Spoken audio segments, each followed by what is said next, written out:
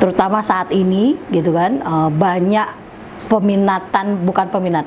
banyak permintaan untuk bisa bekerja di luar negeri dengan gaji yang sangat-sangat luar biasa gitu kan. Ya kalau dibandingkan gaji di Indonesia itu sangat-sangat jauh.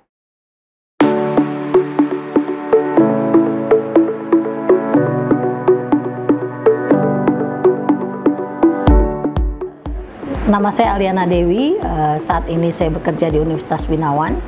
Saya bergabung di Binawan sejak tahun 2003. Sebelumnya saya bekerja di rumah sakit sebagai perawat, khususnya saya di rumah sakit saat ini namanya Premier Jatinegara. Di ICU saya kira-kira 11 tahun lah saya di ICU.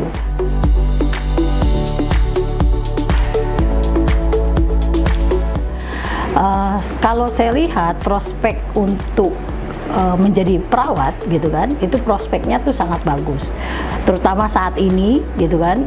Banyak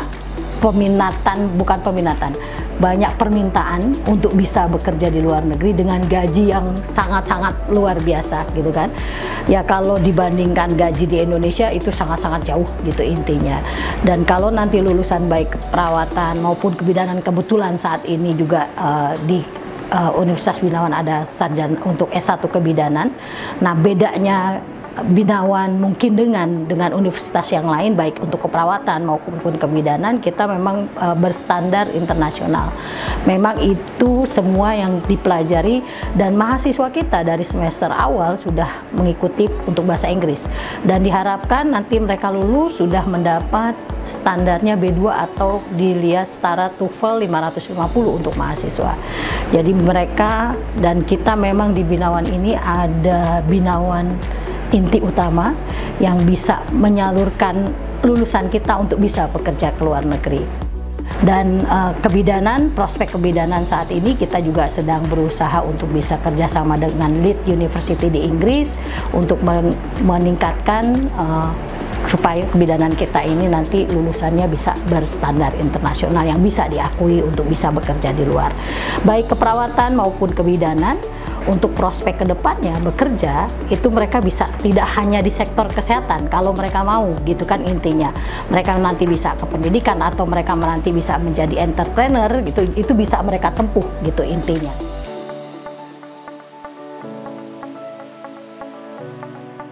Mata kuliah kita memang dari semester awal sampai baik kebidanan maupun keperawatan itu kita udah desain, udah kita combine dengan kurikulum di luar gitu. Jadi memang kita tidak meninggalkan kurikulum nasional. Memang itu ada kurikulum nasional yang memang kita terapkan, tapi ada tambahan-tambahan kurikulum untuk kita terapkan untuk kurikulum yang sesuai dengan kurikulum di luar. Sehingga dari transkrip yang mereka dapatkan nanti kan, mereka lihat itu bisa mereka approve untuk bisa bekerja di luar gitu. Dengan jam kerja kalau di luar itu kan mereka transkrip itu dihitung berapa hours itu yang memang dibutuhkan supaya mereka bisa bekerja di luar. Memang ada satu yang menjadi sedikit kendala, kalau untuk bisa bekerja keluar itu harus punya pengalaman dulu minimal 1 tahun gitu kan intinya. Jadi itu salah satu yang menjadi kendala, dan alasan juga bukan apa-apa. Kalau ada alumni kita yang bekerja di sini sudah masuk pegawai negeri, nah itu yang mereka nggak mau bekerja di luar kan gitu intinya. Dan saat ini memang pegawai negeri itu gajinya lumayan besar dibanding rumah sakit swasta yang ada di Indonesia. Jadi memang peluang teman yang untuk di negeri gajinya salarinya lumayan besar, swasta itu standar UMR gitu intinya. Tapi kalau kerja di luar itu gajinya sangat-sangat luar biasa.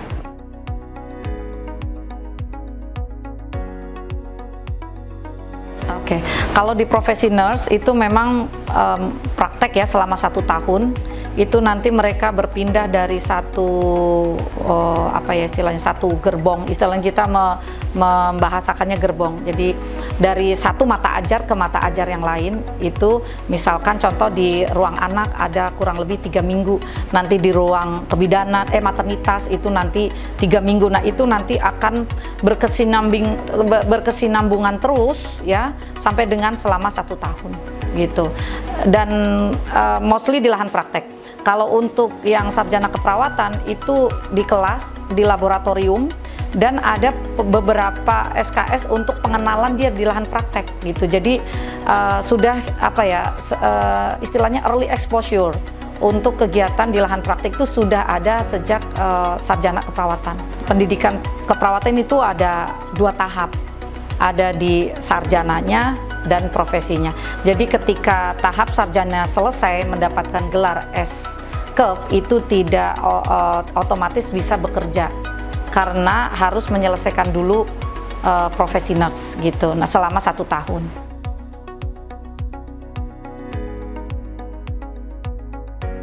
Iya, betul sekali.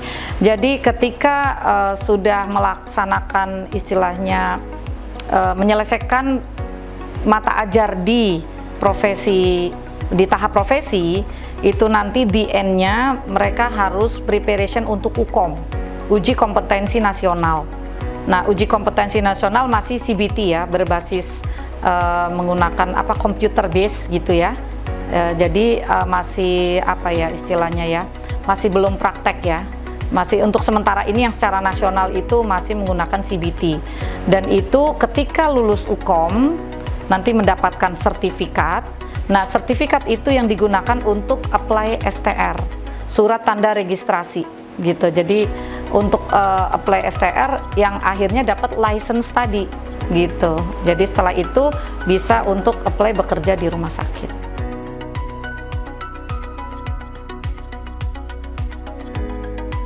Ilmu dasarnya banyak banget ya, banyak banget. Kita harus menguasai anatomi fisiologi, artinya tubuh kita itu harus tahu mana bentuk rahim yang normal, mana bentuk rahim yang tidak normal, lalu asuhan kebidanan pada ibu hamil, pada ibu bersalin, bayi baru lahir, lalu keluarga berencana, anak prasekolah, anak sekolah, nutrisi, gizi juga kita belajar.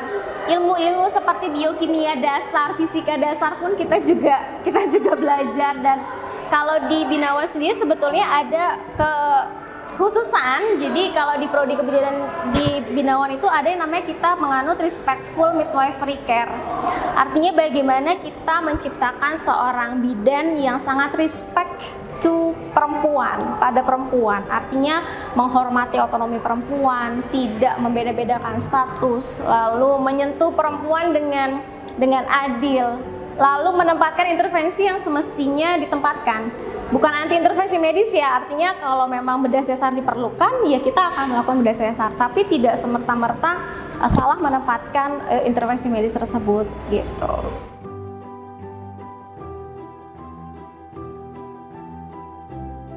Ya, jadi kalau normal ya dari lulusan SMA selama 4 tahun itu kita mempelajari tadi ya hal-hal yang sudah saya sebutkan, ditambah dengan ilmu-ilmu wajib di universitas ya kayak agama, PKN, kewarganegaraan.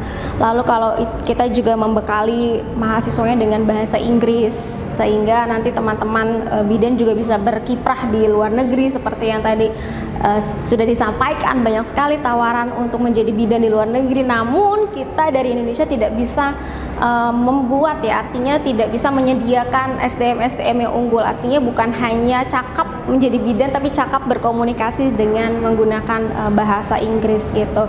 Lalu mereka juga nanti akan melakukan praktek klinik di rumah sakit, di puskesmas, di tempat bidan praktek mandiri selama 4 tahun tersebut. Tapi memang kemampuan yang dihasilkan itu ketika nanti sarjana kebidanan berbeda dengan profesi kebidanan. Artinya ketika sarjana kebidanan itu masih 60% teori saja, 40%-nya praktik gitu. Kalau memang nanti profesi, mereka 100% full harus bisa praktik. Artinya selama 1 tahun mereka studi, dia akan ditempatkan di rumah sakit, di puskesmas, di komunitas, sehingga skill untuk tadi ya, cakap tadi, handal tadi lebih baik dibandingkan teman-teman yang hanya sarjana kebidanan saja gitu.